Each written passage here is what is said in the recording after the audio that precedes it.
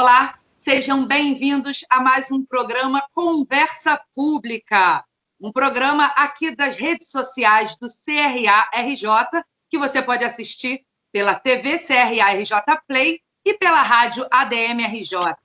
Hoje, o nosso tema será governança corporativa e compliance no pós-Covid. Já que o nosso dia a dia mudou tanto, esse tema também vai mudar e a gente trouxe 2 especialistas em ambas as áreas para falar um pouquinho sobre isso. O administrador César Campos, nosso host do Conversa Pública, e o administrador Luiz Félix, que é coordenador da Comissão Especial de Governança Corporativa aqui do Conselho. Tudo bem, César? Tudo bem, Luiz? Tudo bem, tudo ótimo. Tudo bom, tranquilo. Agradeço muito pelo convite de estar aqui nesse programa. Que bom. Bom, vamos começar falando um pouquinho sobre o que mudou tanta coisa no nosso dia a dia, o isolamento social, a saída à rua mudou. O que vai mudar dentro das organizações na governança corporativa? Podemos começar aos pouquinhos, que eu tenho certeza que tem muita história aí, muita coisa para a gente falar. Foi bom você lembrar disso, porque o convite que nós fizemos ao Félix para vir aqui hoje nos ensinar alguma coisa a mais, que cada programa a gente aprende, né? Então, uma das coisas que tem me chamado a atenção é como é que as pessoas têm falado muito nessa mudança que ocorreu por conta da pandemia, têm falado muito do novo normal, buscar o normal, voltar ao normal. E aí fica muito estranho, quando você fala em mudança, você não muda para o normal, né? Quando se fala em mudança, você está mudando para alguma coisa que é diferente do que você está. E aí tem me chamado a atenção, por conta de todos esses comportamentos novos, essas experiências de teletrabalho, a experiência o e-commerce, como avançou, né? A experiência do home office, que tem uma série de desdobramentos complicados. E aí eu tenho me lembrado muito dessas 2 coisas, de governança e compliance. Aí lembrei de quem? Lembrei do especialista para falar um pouco para a gente se essa percepção que eu tenho tido, né, como eu sou ligado mais à área pública, visto muito mais na área pública, mas que também tenho visto também nas empresas, né? Casos assim como pessoas que vêm conversar comigo que foram contratadas no mês de maio, junho, e que até hoje não chegaram no seu escritório de trabalho porque a empresa mudou para home office, o sujeito já foi contratado e está em casa. Então, coisas muito interessantes. Então, Félix, eu gostaria de entender, saber se você também está vendo essa necessidade, esse momento aí para a governança e para o compliance, se isso que eu estou conversando e apresentando, se isso é real mesmo, esse sentimento tem sentido. Sem dúvida nenhuma, né? Voltando, quero agradecer muito o convite, né, de estar aqui debatendo com vocês, pensando um pouco, refletindo um pouco, né? Minha proposta não é ensinar, eu acho que não tenho nada para ensinar, é só para a gente refletir junto sobre algumas coisas, algumas bobagens que eu penso, né? A gente vinha, e sempre que eu vejo esse título, como a Érica falou, né, do pós-Covid, né, eu fico sempre pensando no pré-Covid, né, e que pós-Covid é esse, né? Então, você se referiu ao pré-Covid, né? Como é que a gente funcionava antes? Antes do pré-Covid, ou antes do Covid, né, na época pré-Covid, a gente vivia um mundo VUCA. Perfeito. É preciso que a gente ressalte isso, né? A gente não vivia um mar de tranquilidade, uma calmaria e tal. Nós já vivíamos num mundo muito, muito complexo, volátil, todas aquelas características do VUCA, né? Volátil, incerto, complexo, ambíguo, né? Onde nós tínhamos tecnologia, mas não tínhamos a aplicação dela, vivíamos num mundo de muita efervescência, principalmente no Brasil, em termos de legislação e legislação trabalhista também, e veio a sofrer um impacto muito grande no período, então, do primeiro pós-Covid. O que eu chamo de primeiro pós-Covid? É a instalação do Covid, é o isolamento social, quando as pessoas vão para casa, né? Então, é o período da instalação, né, do Covid, né? O que a gente tem? A gente tem um agravamento, uma incerteza muito maior, né? Eu chamei esse período de vulcão. Se a gente antes estava no VUCA, agora é o vulcão, né? Então, já estamos rindo, tá vendo? Pois é. Então, a gente aumenta muito a incerteza, né? Mas a gente, na maioria das situações, é claro que existem situações muito diferentes, por tipo de serviço, né? Por tipo de empresa, o ramo, né? O segmento da economia em que se está atuando, as mudanças foram muito diferentes, né? Algumas empresas mais de escritório, né, conseguiram reagir muito bem e rapidamente se colocaram com home office, com disponibilização de equipamentos, tal. Principalmente aquelas empresas que têm um nível de trabalhador com maior poder aquisitivo, onde todos os empregados tinham um computador em casa, ou 2 ou 3 computadores em casa.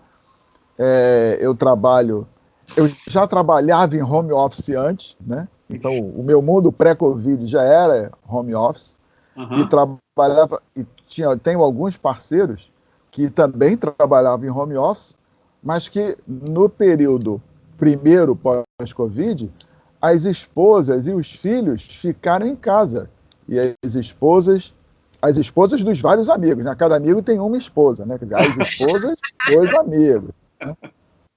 Também aí passaram elas a estarem em home office do seu emprego e os filhos tendo aula pelo computador. Então, 2 computadores em casa já não era mais suficiente. Tem que ter um computador para cada um, para que todos possam exercer as suas funções. Tal.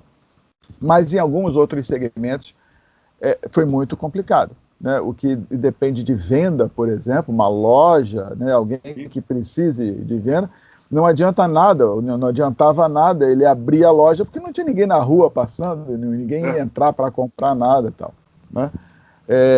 Os serviços de entrega foram sendo criados, eu passei bem por isso e conheço bem isso, porque eu não saio, eu estou em todos os grupos de risco possíveis, então eu vi como evoluiu rapidamente a questão de entrega, né? Compra por entrega.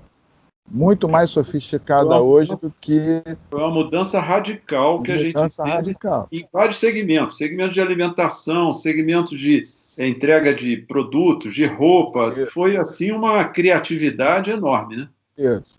Então, a gente criou muita coisa nesse período e que eu acredito que muita coisa vai ficar.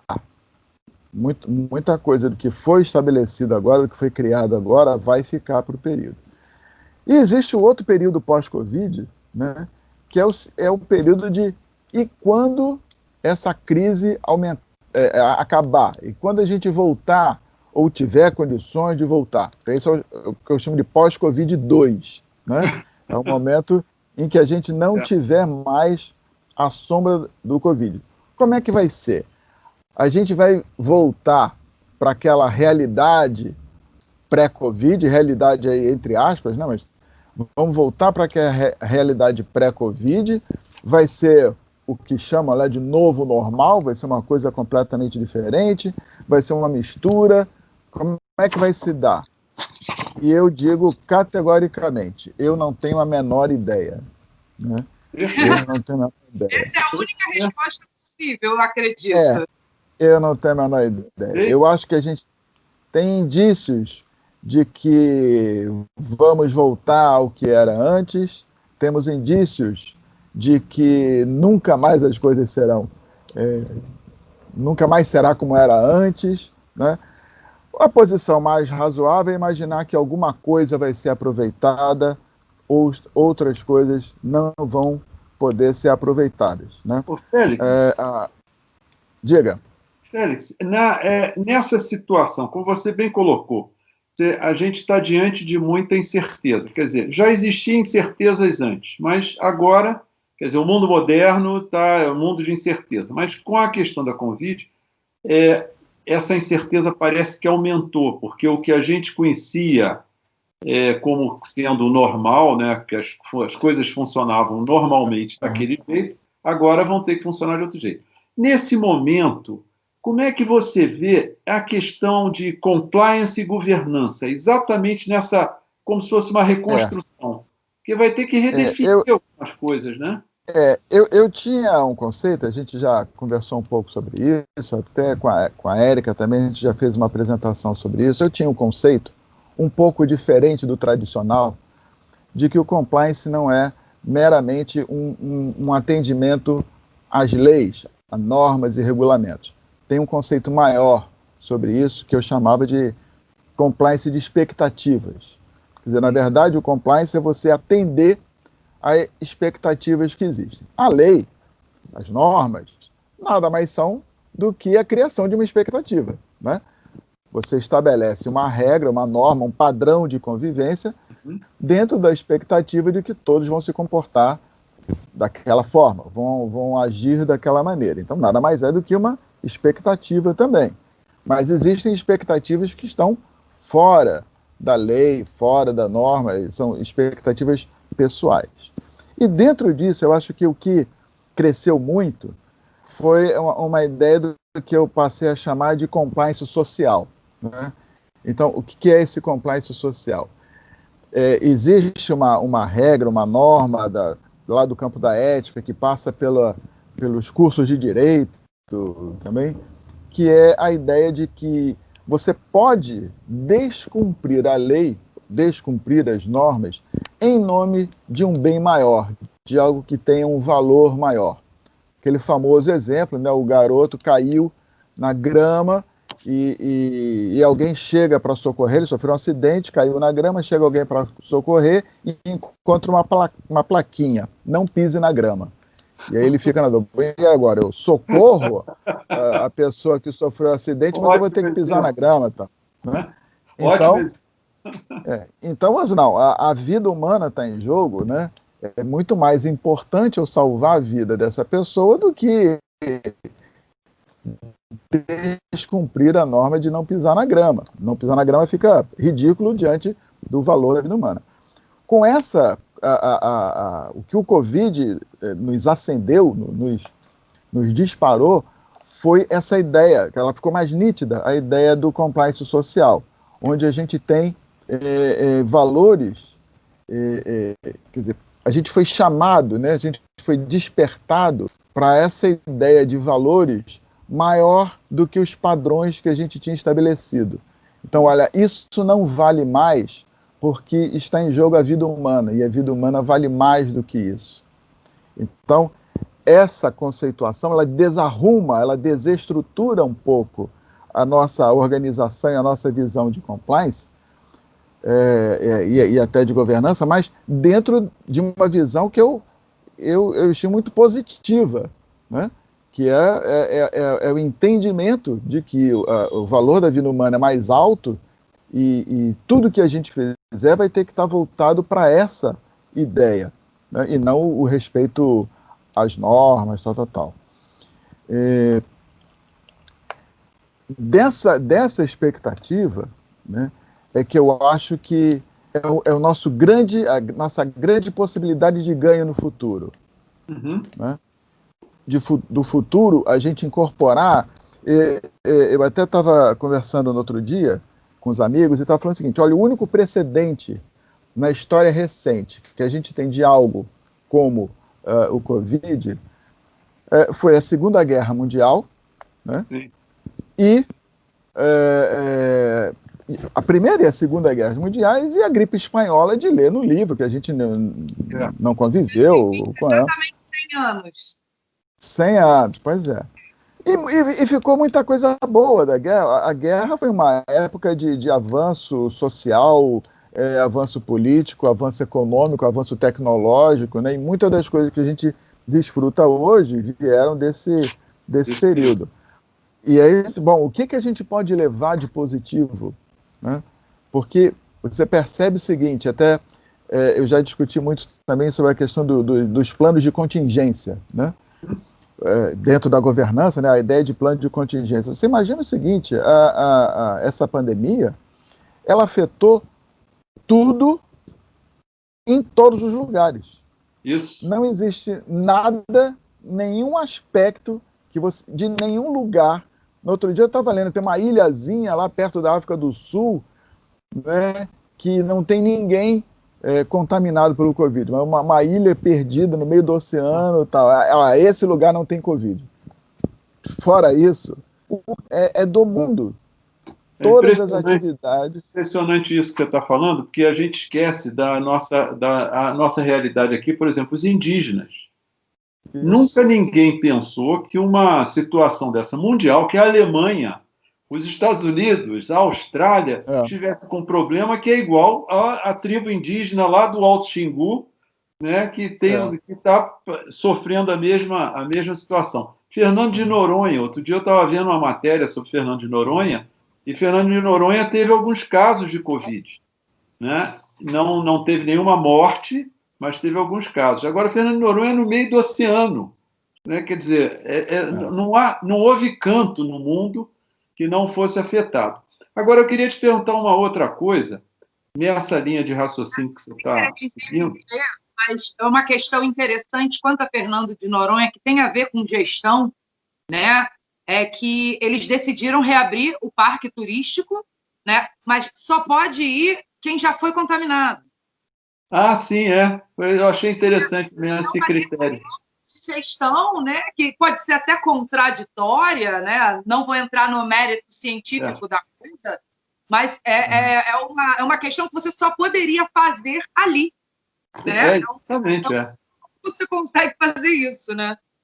Fica imaginando uma família, né? O fulano, se contamina logo, porque daqui a 15 dias a gente tem uma viagem.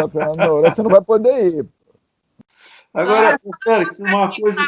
Sexta-noite que ele se contamina rapidinho, porque não tem ninguém que faz. Pode deixar que é rapidinho. Com relação ao seguinte, nesse momento, quer dizer, a importância, porque a gente assistiu um quadro muito triste na área pública, que foi os escândalos de aquisição de equipamentos, que aí tem dois aspectos que eu queria até relevar, né? Que é o seguinte, alguns governantes fizeram absurdos, né? Não seguiram, foi um comportamento totalmente antiético e tiraram proveito disso, um escândalo como aconteceu no Rio de Janeiro. Mas alguns outros estados foram vítimas de outros problemas de governança de mercado.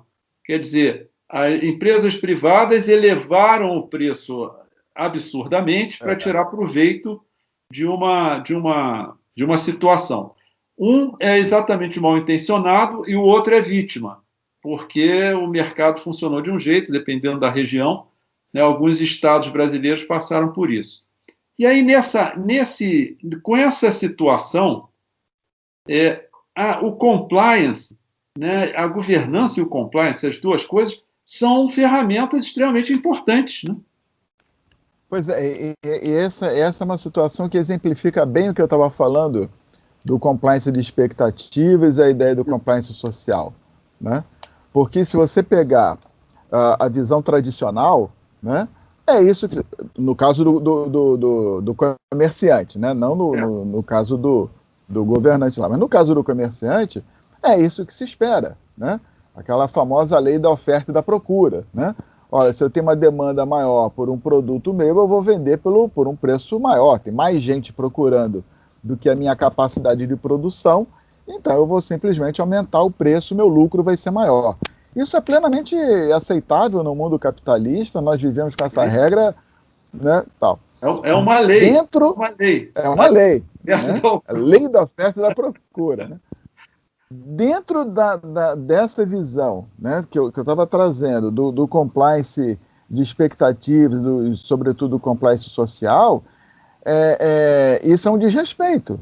Porque na medida em que está em jogo a vida humana, e se você pensar em produtos como álcool gel, ou remédios, ou máscara, ou luvas, tudo que servir ou para proteção, ou como remédio mesmo, para debelar a doença, não tem sentido nenhum que ele aumente de preço, né? Porque a ideia seria reduzir o preço, né? E até a administração pública distribuir, né? Fazer chegar com a maior facilidade possível, né? À população. Eu me lembro que logo no iniciozinho dessa pandemia, lá em março, coisa assim, eu vi algumas fábricas de roupa. O exemplo que eu tenho não é do Brasil, né, infelizmente, mas fábricas de roupa que mudaram a sua produção e começaram a produzir máscaras. Né? Isso mesmo. Porque tem razão. Eles falam, o momento agora não é de produzir vestido de baile, sei lá o quê, o momento agora é de produzir máscara, que é também uma situação vivida na guerra. Na guerra, as indústrias também redirecionaram a sua produção para atender uma demanda específica daquele momento. Então, o compliance social ele está muito vinculado a essa ideia, quebrar a lei da oferta e da procura, né? Que nem a ideia do menino que pisa na grama para salvar o outro, né? Aumentar o preço de um remédio, aumentar o preço de um produto que vai prevenir ou proteger as pessoas em nome de uma lei capitalista, né, de aumentar o lucro, é devastador. É devastador, é isso mesmo. Tanto é que nas guerras, os governos, eles requisitam a produção. Exato. Eles requisitam a fábrica para produzir. Aí a fábrica que produz automóvel vai produzir jipe, vai produzir tanque. É uma requisição. Como aqui não chegou, quer dizer, não houve... Acho que só teve um caso na Alemanha, que a Alemanha, para produzir, se não me engano, foram respiradores, pressionou as indústrias para começarem a produzir, desviar a sua produção para isso. E o outro exemplo que você falou dos governantes que tiraram proveito dessa situação, porque a gente fez até também um programa Governança em Pauta sobre isso, né? A questão de contratos, né? E compras e contratações feitas nesse período em que a agilidade é muito importante, né? Você tem que fazer aquilo rapidamente, tem que comprar material ou contratar fornecedores com uma rapidez maior. Então, era natural que você reduzisse o número de cuidados, de proteções, dos passos burocráticos, na realidade. Dos passos burocráticos e tal. E aí, muita gente se valeu, né? E eu tava vendo no outro dia aquele repórter Ariel Palacios, né, que é um argentino, e ele fala da Argentina. E ele falando o seguinte... é generalizado na América. Em todos os países da América essa situação ocorreu. Quer dizer, não é privilégio nosso. Né? Não é privilégio nosso. As coisas que vocês falaram, que o Luiz falou agora, que a questão da mudança de plano de contingência e essa questão agora de compras, novas compras, de rapidez, de agilidade, né? Porque é a primeira vez que a gente passa por isso. Como a gente falou, o último desastre desse tamanho, dessa magnitude, foi a Segunda Guerra. Mas agora, as empresas, as organizações, a gestão pública vai estar basicamente se preparando para uma segunda onda ou para um outro vírus e vai exigir um plano de contingência pandêmico. É mais ou menos isso? É assim que vocês veem? Isso, exatamente, porque eu tive experiência, eu já criei planos de contingência, né? E você sempre pensa no que pode acontecer, né? Não no fato em si, mas no que você será impedido de fazer. Então a gente pensava, e se a gente não puder ter acesso ao local de trabalho, por um motivo ou por outro, a gente não tem acesso aqui a essa estação de trabalho, o que a gente faz? Então, muitas empresas, a empresa que eu trabalhava fez isso, olha, vamos manter um local que a gente chamava de site alternativo, né? Um site de contingência, né? Se a gente não puder trabalhar aqui, não poder ter acesso a esse prédio, a gente acessa um outro prédio. O que aconteceu agora? Você não pode acessar lugar nenhum. Né? Fugiu do escopo total, né? Isso, quer dizer, ninguém pensou na hipótese de você não poder acessar lugar nenhum. Você sempre imaginava não poder acessar o meu local de trabalho, né? Mas você não pode acessar o seu alternativo. Eu não posso acessar nem o meu local de trabalho, nem o alternativo, e nenhum outro. Nenhum outro, né? nenhum outro. É uma Então, experiência realmente... a solução, porque nós tínhamos já desenvolvido uma tecnologia que permitia isso, né? A solução foi muito rápida. Né? Eu tenho a impressão que as empresas que têm condição para isso foram extremamente ágeis e competentes Isso é verdade. em buscar uma solução. Né? Mas nós já tínhamos tecnologia para isso. Se não tivéssemos, ia ser o caos total e absoluto. Imagina tudo parado. Né? Essa experiência, a gente teve algumas... Quer dizer, como toda experiência humana, você tem coisas positivas, favoráveis e coisas negativas, né? Uma das coisas positivas foi a qualidade do serviço de saúde pública no Brasil, que todo mundo esperava uma calamidade absoluta e ele conseguiu, chegou em crise, enfrentou a crise, teve dificuldades em alguns lugares, mas mostrou que, olha, um sistema de saúde como estava estruturado, estava no bom caminho. Pode ter errado no quantitativo, talvez, por conta de recursos em algumas regiões, mas mostrou que estava bem estruturado.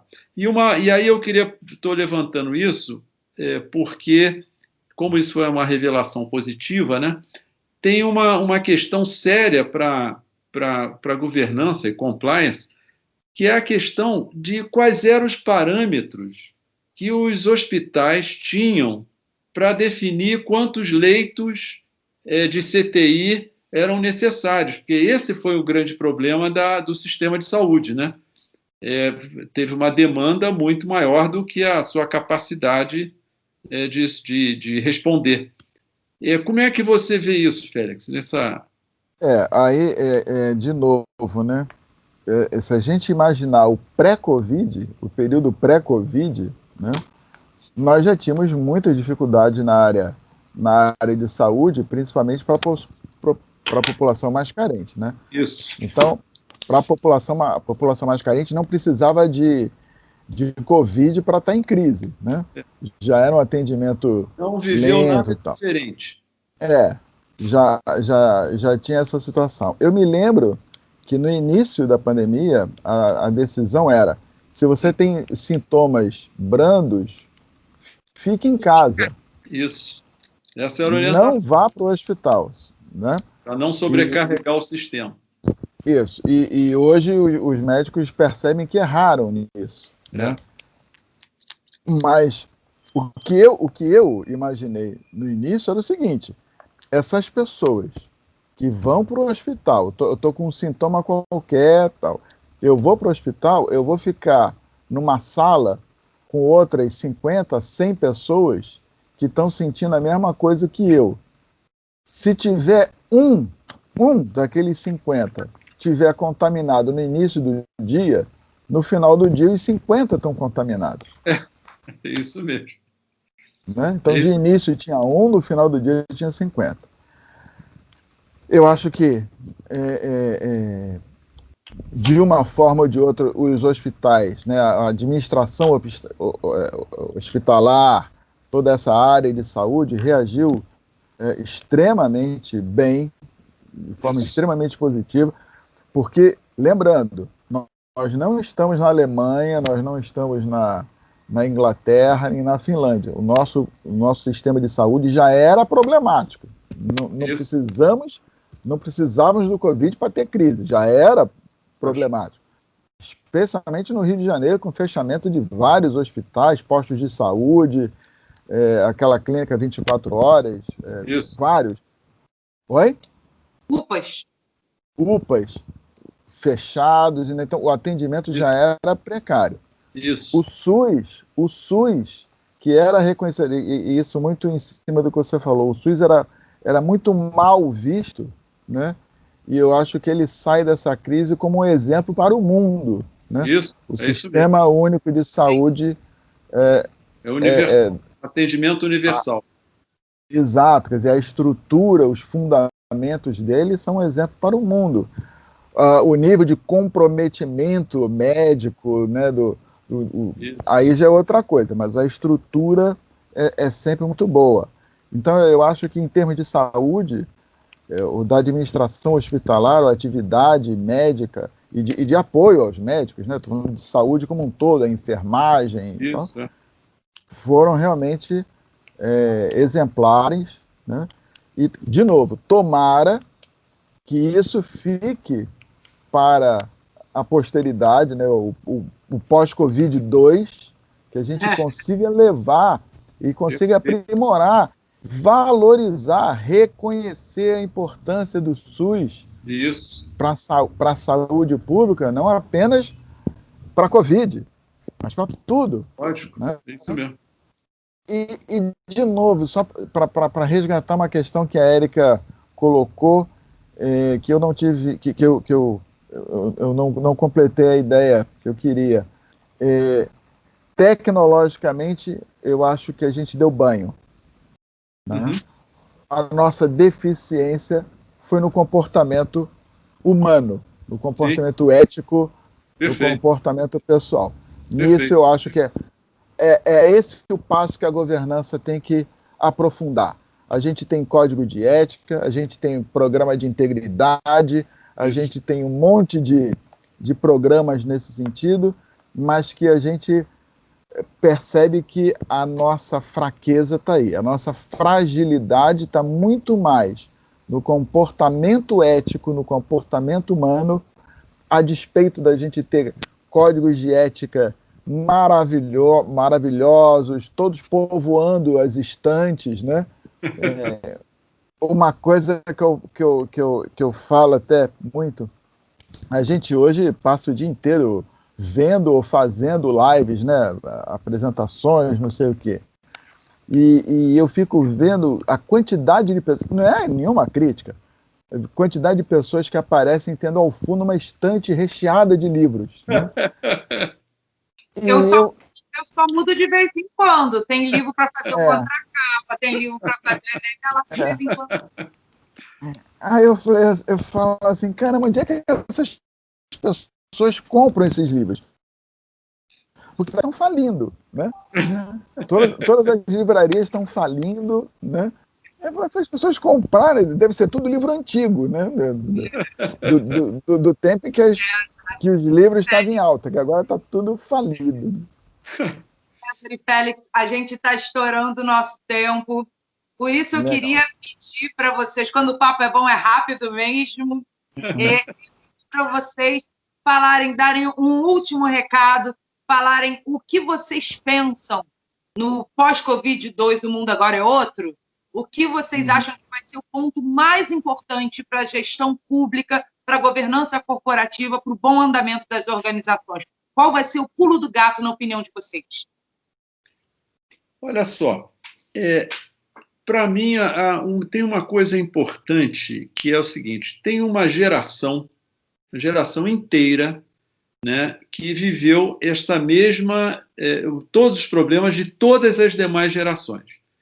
Mas quem vai dar continuidade vão ser essas novas gerações, que pela primeira vez, quer dizer, muito jovens, no início das suas carreiras, principalmente os administradores, têm assim tiveram, vamos dizer assim, uma oportunidade de aprendizado e de análise que talvez, apesar do sofrimento, tenha sido até um privilégio de tanta informação, tanta mudança e tanta oportunidade que tem para poder construir um mundo melhor. E aí, eu, quando convidei o Félix para falar sobre governança e compliance aqui conosco, para os administradores, é com essa preocupação. A preocupação de que os jovens olhem compliance e governança não como problemas para ele, que impedem ele ser ágil, competente, produtivo. Não. É um excelente auxiliar para que eles não deixem acontecer desastres e coisas tristes que a gente viu na administração pública e na gestão privada também. Eu acho que a minha grande esperança, quer dizer, a gente tem sempre receios e esperanças com relação ao pós-Covid-2, né? A esperança que eu tenho é que a gente, dentro da administração, né, resgate aquela ideia da função social das empresas, né? Quer dizer, as empresas existem para cumprir uma função dentro da sociedade. Então, a sociedade vai se realizar a partir das ideias de sobrevivência, de sustentação, mas também de qualificação, de mobilidade social e de autorrealização. Então, cada um e as empresas vão trabalhar no sentido de uma autorrealização do ponto de vista do seu resultado, do seu desenvolvimento, da sua lucratividade, mas fazendo com isso, trazendo com isso o desenvolvimento da sociedade como um todo, né? Então, essa ideia de Arca de Noé que a gente vivia, né, que a gente vivia no pré-Covid, a gente vivia uma situação de Arca de Noé, né? Alguns sobreviverão, né, para os outros ficarem, né, ao relento, né? Eu acho que o exponencial da doença ele chamou a atenção para o valor da vida, né? Então, que a gente consiga resgatar essa ideia da valorização da função social das empresas e a função do administrador vinculado a isso, para valorizar a vida, a função social, e dá muita importância ao tema que a gente falou agora no final, que é a postura ética, né? A integridade, a postura exemplar do administrador enquanto dirigente, né? Os dirigentes da empresa dando exemplo para os seus funcionários, para os seus clientes, para os seus fornecedores e assim por diante. Essa é a minha grande expectativa para o pós-Covid-2, que no final das contas a gente viva um mundo melhor do que era o pré-Covid. Perfeito. Certeza. Félix, César, muito obrigada pela presença de vocês aqui no Conversa Pública. Como sempre, foi um prazer. Muito obrigada mesmo. Legal, obrigado. Obrigado. Até logo para vocês. Bom, e vocês que acompanharam a gente até aqui, já sabem, em breve um novo convidado, um novo assunto, falando sobre gestão pública, sobre administração pública, aqui para você, nesse programa. Fico esperando vocês. Até a próxima. Tchau, tchau. Tchau.